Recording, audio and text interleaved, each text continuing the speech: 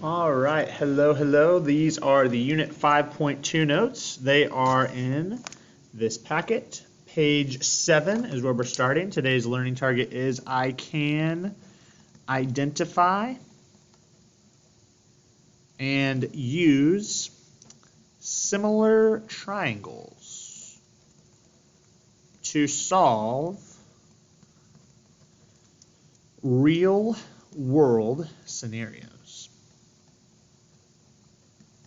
Okay, so as a review, last lesson, we talked about similar polygons. We introduced that. As a reminder, similar polygons, the big thing is they are the same shape.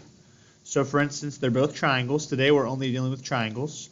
The same shape, but different sizes. Same shape, different size.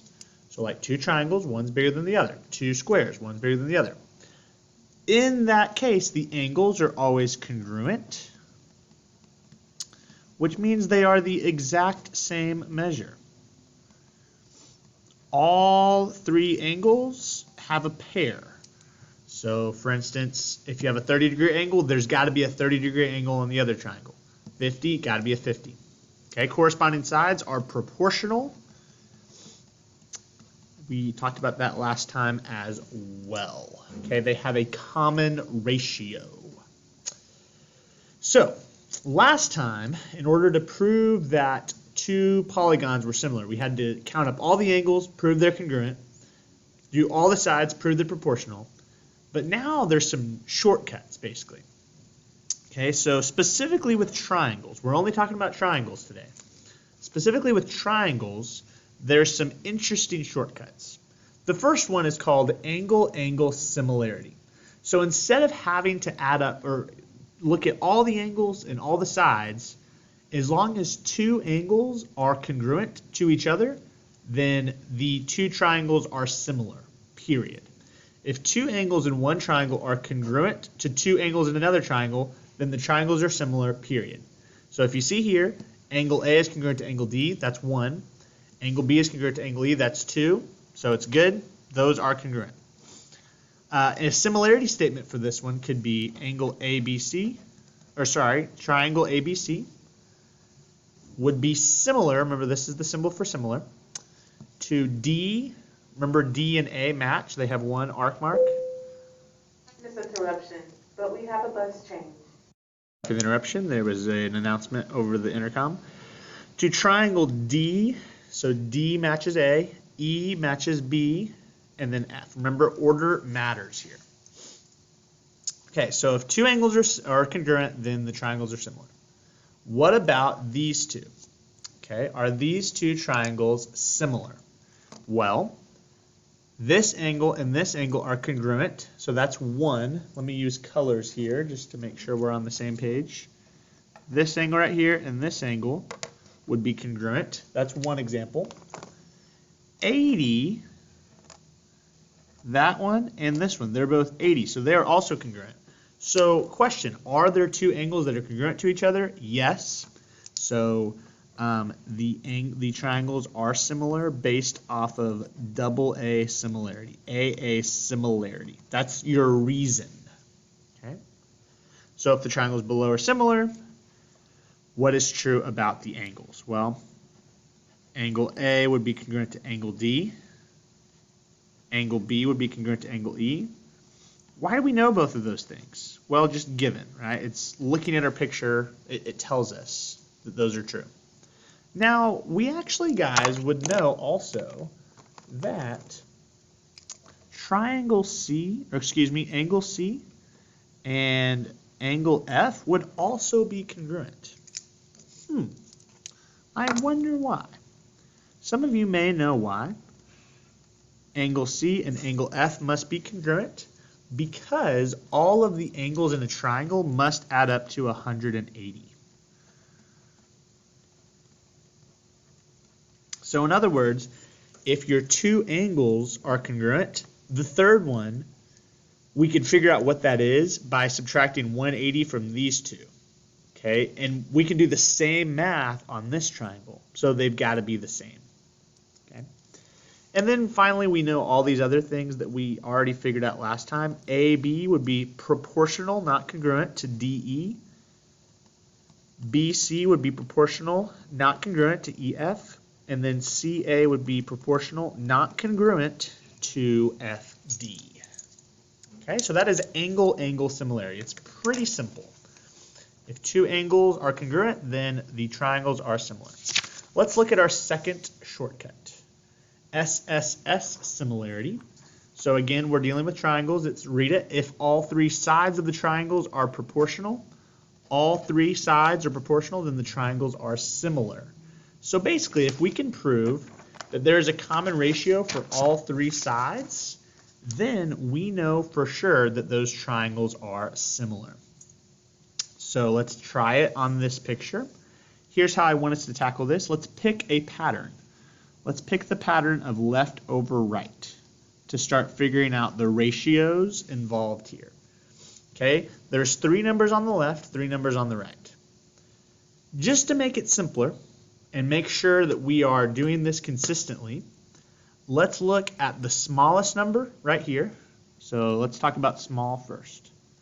The smallest number in this triangle, 3, 4, 5, is 3. So this is on the left. This needs to go on top. Okay, what is the smallest number over here? 6. Okay, we could also talk about the medium number. Sometimes it's harder to figure out, so let's talk about the biggest numbers. What is the biggest number on this left triangle? 5. So that needs to go on top. It's on the left. What's the biggest number over here? 10. And then the ones in the middle would be 4 and 8, right? So let's try to reduce these fractions to see if they're all the same. 3 over 6. If you don't feel comfortable with that, you can always get out a calculator and do 3 over 6 would give me 1/2. 4 over 8 would also give me 1/2. 5 over 10 would give me 1/2. So, as you can see here, there is a common ratio called 1/2. So are all of these sides proportional? Yes, they are. So yes, they're proportional. Side, side, side. Okay, they're not congruent, they're proportional. Example 2, determine if this triangle EFD is similar to triangle CAB. Now, let's remind ourselves of the order here. So it's saying EFD to CAB. So let's make sure we know that. EFD to CAB. We got to stay consistent. So let's do the same thing we did. We're determining if it's similar. Small, medium, big. Okay, so what is the smallest number in EFD? 12. What is the smallest number in CAB? 6. What is the biggest number in EFD? 16. What is the smallest number in this one? Or the biggest number, excuse me, 8. What is the medium number? 14. What is the medium number? 7. So all of these would reduce to 2 over 1. So we are good. Yes, they are similar based on SSS. And our common ratio is 2 to 1, or 2 over 1, same thing. 1 to 2 would not be correct because that would be backwards. Okay. Example 3, determine if these figures are similar and justify your answers. Well, remember we only have to prove it in one way. So we could prove it in AA or SSS. Which of these feels easier right now? SSS, you have to do all that common ratio work. That's kind of a lot of work. Angle, angle, you want to just check and see if angle, angle would work. Is there a match for 37 over here? There sure is. Is there a match for 53 over here? There sure is. So are two angles congruent? They sure are. So we can say these are similar based on angle, angle. We don't even have to do the SSS.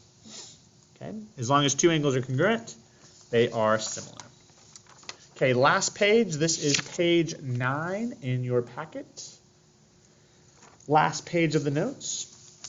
So a lot of times you guys wonder, how does this even apply to the real world? Well, If you were trying to find the height of objects that are really big and you can't use a tape measure, this same concept of similar triangles can actually help you out. So there's something called indirect measurement. It is the skill to measure objects that are difficult to measure with conventional means. So let's take a look at an example. Let's say we were in Paris and we were trying to find the height of the Eiffel Tower. To find that height, Jasmine placed a mirror 500 meters away from the tower. She then positions herself as shown so that the top of the tower is visible in the mirror. She is standing 2.75 meters from the mirror and her eyes are 1.8 meters off the ground. How tall is the tower? Okay, so anytime you're given a problem like this, you want to read it first. Notice how I just read it. I didn't write anything down yet. But after you write it, you're going to do what's called label your picture. Okay, we definitely want to label our picture. So let's look at it one sentence at a time. Jasmine placed a mirror 500 meters away from the tower. So here's a mirror, okay, 500 meters away from the tower. So let's make sure we label this part right here, 500 meters away from the tower. Okay, that's good. Then she positions herself as shown so that the top of the tower is visible in the mirror. So this is just saying that when she looks at this mirror, it goes up and she sees the top of the Eiffel Tower. Notice how her line of sight kind of creates a triangle here and a triangle here. That's what we're going to do with similar triangles. Okay, so let's continue to label our picture then. She is standing, here's Jasmine, she is standing 2.75 meters away from the mirror. So this needs to be labeled 2.75 meters. And her eyes are 1.8 meters off the ground. So this distance right here is 1.8 meters. How tall is the tower? So that's what we're trying to find. Whatever you're trying to find, maybe call it X. So guys, now we have a big triangle and a small triangle. We need to make a proportion out of this. So let's just pick a strategy. Let's do big over small. And let's make a proportion. Okay, we've done this before. Look at just the big triangle. Pick one of these. Let's pick X. What matches X in the small triangle? If X is the height of the Eiffel Tower, under X we should have the height of the person, 1.8. Okay, what is another thing in the big triangle? 500. What matches 500 in this triangle? 2.75. Now we have a proportion that we can solve. We would cross multiply. 1.8 times 500, let's see what that is. It would be 900. So 900 equals, these are different, so it's just going to be right next to each other, 2.5x. Divide both sides by 2.75. 900 divided by 2.75 would get us this madness. So X is going to about equal 327 meters or so, ish, something like that. So basically we're saying that this height is about 327 meters. Okay, so that is how we can use similar triangles to indirectly measure objects.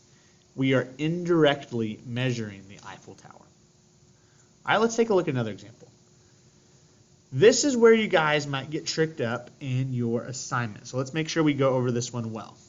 Example 5, let's read it first. Sean is at the position, so here's Sean, marked X, and wants to find the height of the tower. Here's the tower. Viewing from the ground, so we want to find that tower. So we're probably going to find this. Viewing from the ground, he positions himself so that the top of the flagpole is directly in his line of sight. So there's his line of sight. The flagpole is known to be 18 feet tall. How about we do that? 18 feet tall. Sean is 20 feet from the flagpole. 20 feet from the flagpole. And the flagpole is 40 feet from the tower. Interesting. Okay.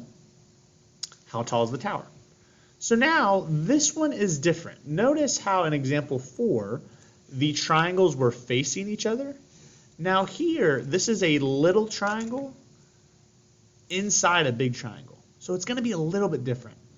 So in order that we don't get stuck on these types of problems, so like this is in the practice problems, it's like number 7 and number 8. On these types of problems, you need to make sure that on the side somewhere, you draw out the triangles. So there's a little one, there's a big one. Okay, so if you haven't done that, go ahead and pause the video. Make sure you have those 2 triangles. Now we're going to label the triangles here instead. So when we're making our proportion, we're not going to look here, we're going to look at what we have over here. So let's take a look at just the small triangle. Okay, what is the height of the small triangle? 18. What is the distance right here? 20. We're done with the small triangle? Yes. What about the big triangle? Well, we definitely know this is the big triangle here. So this is x. Now, a lot of people are going to want to put 40 right here. But 40 is only the distance between the flagpole and the tower. So if you cover that up, is that an entire triangle right there? No, that's a quadrilateral. So you need the distance between the tower and the person. The tower and the person. So what's 40 plus 20? 60. Okay, if you would have put 40 there, you would have gotten it incorrect and it would have messed up your proportion later. Now we're doing the same thing. So remember up here, we made proportion. We picked big over small. How about you want to just stay consistent? Let's do big over small. Okay, same idea. What is one of the things in the big? X. What matches X in the small? 18. What's the other number in the big? 60. What matches 60? 20. Then we just cross multiply. We would get, sorry, I'm running out of space a little bit. 20x equals 60 times 18. Let's see what that is. 60 times 18 would give me 1,080 divided by 20. 1,080 divided by 20. X equals 54. Okay, so the height of the tower is 54 feet. 54 feet. Okay, very similar idea. Big thing on the practice. You guys are going to kill it. But example 5, remember, when you have a triangle within a triangle, you need to draw out the big one and the small one so you're not confused. All right, you guys, you're going to crush it. Your practice is pages 10 and 11. Good luck.